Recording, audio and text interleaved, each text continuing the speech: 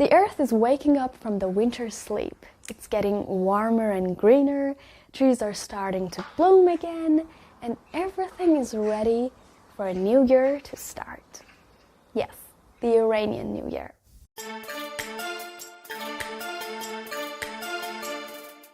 As the solar calendar says, the first day of spring is a perfect time to start a new year. We call this day Nowruz, that means a new day. Nowruz usually starts on March 21st and lasts for about 2 weeks, with all the traditions and funs and runs. Nowruz is the day of vernal equinox that marks the beginning of the spring in northern hemisphere. The moment the sun crosses the celestial equator, that I have no idea what that means, day and night are in the same length. This moment is the start of the spring that is not a fixed time. It changes every year due to the duration of the Earth's rotation, which is 365 days and 6 hours. So it changes every year for about 6 hours. It's interesting to note that in 2010, the UN General Assembly included Nowruz on its calendar as the start of the new year in Iran and Afghanistan that 300 million people celebrated around the world. But where does it come from? It's very old. This is a Persepolis relief from 500 years BC. Of course, the lion and the cow are symbols. Day and night, warm season and cold season, light and darkness, all of them. The lion triumphs over the cow. So, Nowruz is coming. Yeah, it's that aged. But I don't know how much their Nowruz was like ours. Would they shake their houses too?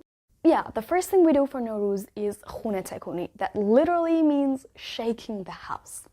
In this step, you should clean everything in the house perfectly. And yeah, this is a part of the celebration.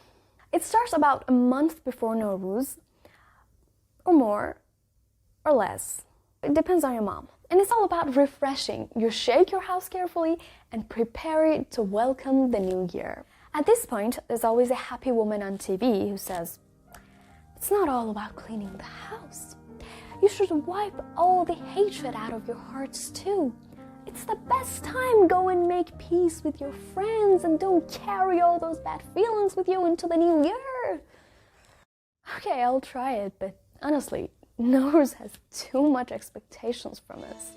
In the meantime, don't forget to grow a sabze, which is a kind of grass planted in a dish, usually from wheat. Now it's a few days left. We color some eggs as a symbol of fertility.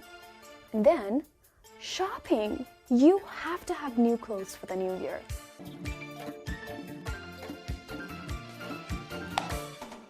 Now everywhere is clean, everyone in their new dresses, sitting around a sofre, waiting for the new year.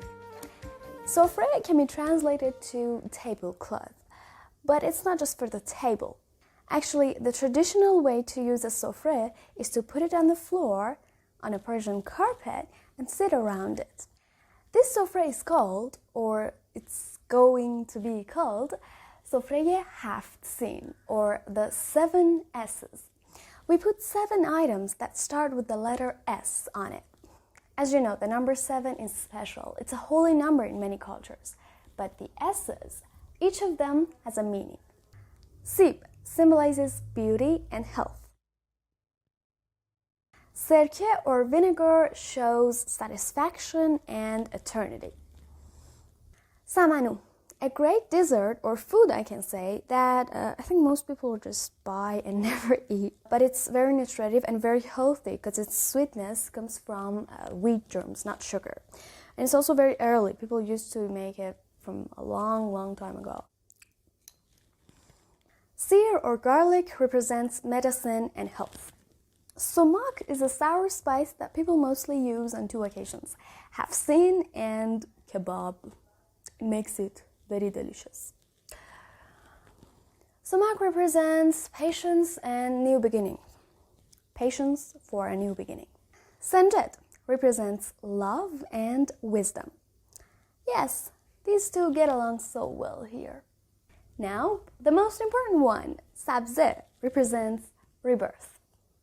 People sometimes put sa'at, seke, or sombul on their hafsins. But it's wrong. It should be eatable and herbal. But it's not all about us. There's also another common item on hafsin. Fish. Yes, goldfish as a symbol of life, I think. Some people say it's kind of cruel to act with fishes like this, breeding them in a small place and they will just leave for a few days on half seen and done. But some others say you should know how to keep it, and we can keep it for 3-4 years. I don't know. I never really liked them. I remember when I was a child, I would do this to see what would happen to the fish, and each time the wicked wild fish would bite me. So keeping them is not really easy. My family and I thought a few years ago that buying a fish and murdering it at the start of the year doesn't show life that much. So we simply do this. And some sources say people used to do this in ancient time. You can do this too. By the way, water and mirror show honesty and purity. Then we need a book, a holy or poetry book. I use both. There's enough space. And my ugly egg. I think the right way to color them is to boil them with something like an onion peel that gives them a kind of a red color, like my father's grandma used to do. She would give them to us a few weeks before Nowruz. I remember once it was Nowruz and my cousin and I were playing, and suddenly we felt hungry.